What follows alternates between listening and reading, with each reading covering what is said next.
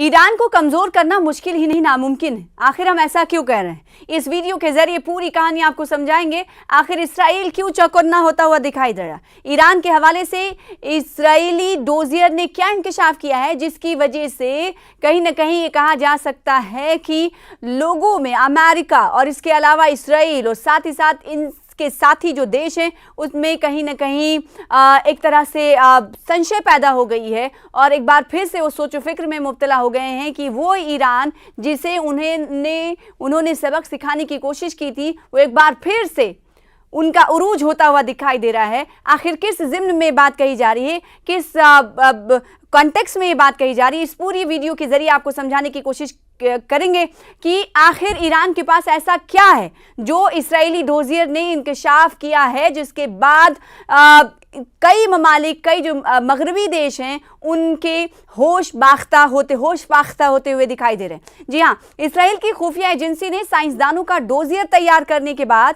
इन्हें मारने के ऑपरेशन की शुरुआत कर दी है। अब ऐसा हुआ क्यों? हुआ ये कि इसराइल ने एक डोजियर दिया है। एक डोजियर में इंकशाफ हुआ है कि ईरान के पास 85 से ज़्यादा न्यूक्लियाई साइंसदान मौजूद हैं। न्यूक्लियर साइंसदान मौजूद है, इसका मतलब आप अंदाज़ा लगा सकते हैं वो न्यूक्लियर साइंसदान जो पिछले दिनों हमने देखा था कि उन्हें मारा गया था। पूरे ईरान में हमने देखा था कि गम और गुस्से का इजहार किया जा रहा था और इस ऑपरेशन हैमर में उनकी मौत हुई थी। और वो न्यूक्लियर साइंसदान जो यूरेनियम की आफजूदगी में और जो अलग अलग सैन्य ठिकाने हैं ईरान के, उन्हें खड़ा करने में इन्होंने कलीदी किरदार निभाया है। तो इनकी तादाद कम नहीं हो रही है। यानी ईरान ये कह रहा है, ये दिखा रहा है कि कई को अगर आप 6 को मारोगे तो हमारे 16 साइंसदान और तैयार रहेंगे। ये इससे अंदाज़ा लगाया जा सकता है। और ये डोजियर कौन दे रहा है? इसराइल ने डोजियर में पर्दाफाश किया, इंकशाफ किया है कि ईरान के पास अभी मौजूद है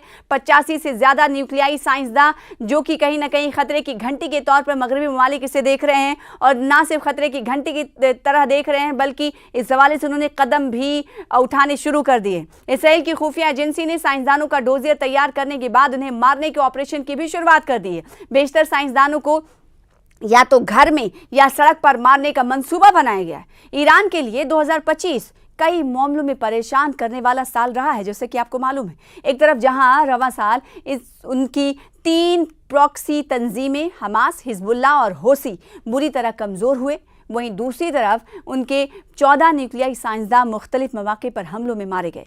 ईरान की ये सभी 14 साइंसदानों को खुफिया एजेंसी मोसाद ने ऑपरेशन नारनिया के तहत मारा था और ऑपरेशन हैमर भी चला था जो 3 से 4 ठिकानों को तबाह करने की बात अमेरिका की तरफ से कही गई थी। लेकिन ईरान ने इस पर कहा था कि भले ही कोशिश की गई उन्हें मिटाने की, लेकिन कामयाबी ज़्यादा तक नहीं मिली है। हमारा यूरेनियम अफजूदगी का जो काम है वो थोड़ा पीछे चला गया, लेकिन उसे ख़त्म नहीं किया जा सका है। ये कहीं ना कहीं ईरान के लिए बहुत बड़ी बात थी। ईरान के आला रहनुमा अली खामनेई ने भी ये बात कही थी।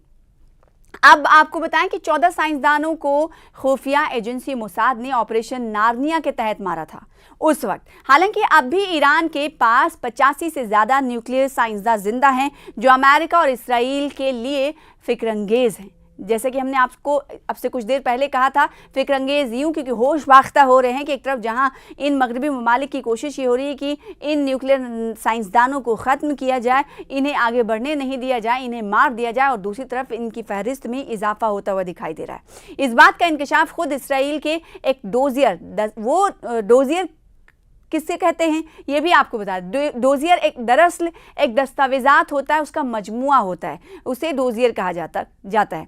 वॉशिंगटन पोस्ट की एक रिपोर्ट के मुताबिक दिसंबर 2024 के दौरान शाम में बशर अल असद का तख्ता पलट हुआ। इसके बाद मोसाद को ईरान में ऑपरेशन चलाने के लिए फ़ाल किया गया। मोसाद ने ईरान के 100 न्यूक्लियाई साइंसदानों का डोजियर तैयार किया और इन साइंसदानों को मारने के लिए मकामी सतह पर लोगों की तैनाती भी हुई। इसराइल की खुफिया एजेंसी ने साइंसदानों का डोजियर तैयार करने के बाद ऑपरेशन की शुरुआत की। बेशतर साइंसदानों को या तो घर में या रास्ते पर मारने का मंसूबा बनाया गया है। हर साइंसदान को मारने के लिए अलग अलग लोग मुकर्रर किए गए। बेशतर लोग ईरान के ही रहने वाले थे। मोसाद ने ईरान के न्यूक्लियाई साइंसदानों को मारने के लिए स्नाइपर बंदूक, ड्रोन और बम का इस्तेमाल किया। रिपोर्ट में बताया गया है कि पहले इन साइंसदानों को मारने की कोशिश की गई जो लिस्ट में टॉप पर थे। उन साइंसदानों को मारने की कोशिश की गई जो लिस्ट में टॉप पर थे।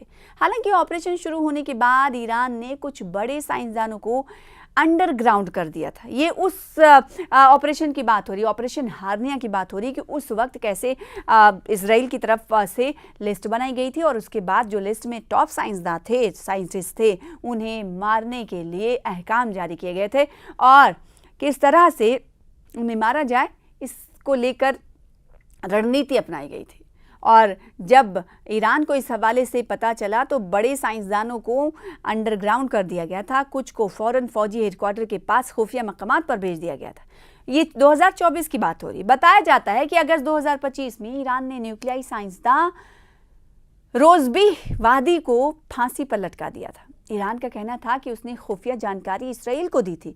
आपको याद होगा कि जब 12 रोज़ा जंग अमेरिका और इसराइल के दरमियान चल रही थी, अमेरिका इसराइल मिलकर ईरान के खिलाफ जब 12 रोज़ा जंग चल रही थी, तब हमने देखा था कि उसके बाद हमने देखा था कि इसराइल और अमेरिका की पनाही वाले कई ऐसे जासूसों को, जिसे कहा गया था कि ये अमेरिकन या इसराइल के जासूस हो सकते हैं, इनको लेकर क्रैकडाउन किया गया था इस ईरान की तरफ से।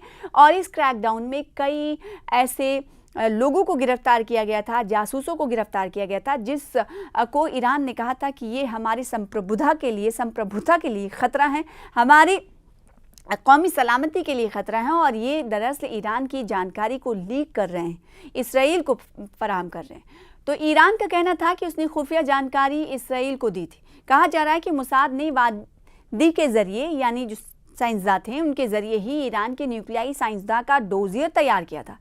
कहते हैं कि अब घर का भेद ही लंका ढाता है और यही कहीं ना कहीं ईरान और अमेरिका और इसराइल के दरमियान जब जंग चल रहा था, 12 रोज़ा जंग चल रही थी ईरान के ख़िलाफ़, जिसकी मदद अमेरिका भी कर रहा था इसराइल के साथ मिलकर, तो उस वक्त डोजियर तैयार था और न्यूक्लियाई साइंसदानों के बारे में जानकारी हासिल करने के लिए मोसाद के अंडरकवर एजेंट तकरीबन 10 साल से तेहरान में फाल थे।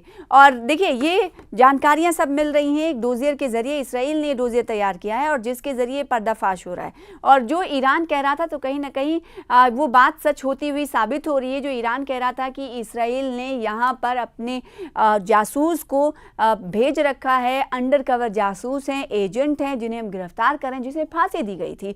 और ये अमल ईरान की तरफ से उस वक्त अपनाया गया था जब 12 रोज़ा जंग चली थी। और 12 रोज़ा जंग के बाद उसने अंदरून मुल्क ये क्रैकडाउन चलाया था कि उन लोगों की पहचान की जाए जो इसराइल को खबर लीक कर रहे हैं। आखिर ये कैसे मुमकिन हो जाता है? तभी कहते हैं घर का भेदी लंका ढाता है। बेशतर अंडरकवर एजेंट ट्रक ड्राइवर बनकर तेहरान में सरगर्म थे।